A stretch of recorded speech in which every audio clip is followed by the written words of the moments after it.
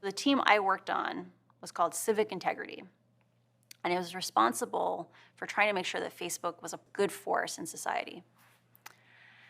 And right after the election, like within weeks after the election, they told us, we're dissolving Civic Integrity. Like they basically said, oh, good, we made it through the election. There wasn't riots. We can get rid of Civic Integrity now.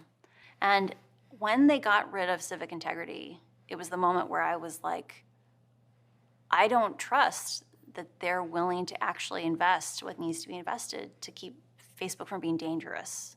When you were told that civic integrity was Yeah. being shut down, what was the purpose of that? They claimed it was that civic integrity was so important that they needed to integrate it into all the other teams. And So that it would no longer be a standalone yeah, unit. yeah, we needed it. It was so important. We should integrate it into all the other teams. Is that what happened? I don't think that I was alone in feeling what happened was dissolving the team, because the team that I got placed on, so my team got reorganized. So what were the civic integrity people going through? So imagine, no one else in the world knows what you know. You're the only ones working on it. And you know that you have maybe a tenth the number of people you need, right? So like, I'll give you an example. So my counter-espionage team, it had under 10 people. How are 6 or 7 people supposed to fight China spying on people in Taiwan or Uyghurs all around the world? Like our team at any given time only could work on a third of the cases that we had. Like a third of them. Like we literally had to sit there and make a list and be like, who will we actually protect?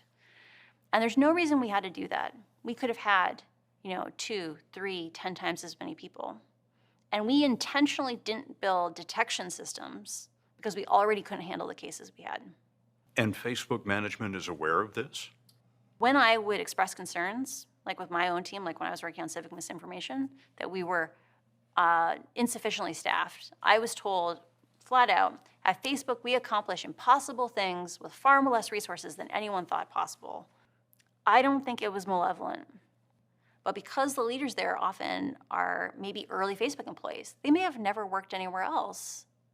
They have no context for like how inappropriately resourced things are. They just keep repeating the same truisms over and over again. But this can't be a matter of money.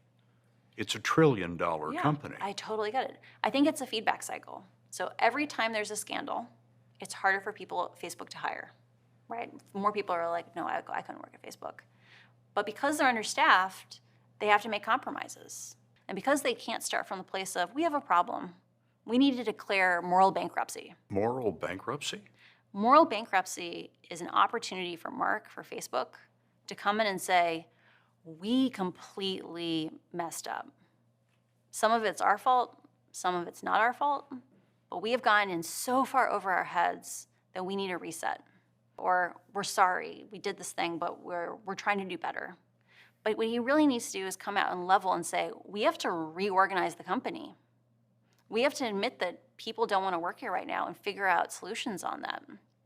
Because if they don't do that thing, they're just going to continue to get worse, and the process is just going to reinforce and reinforce.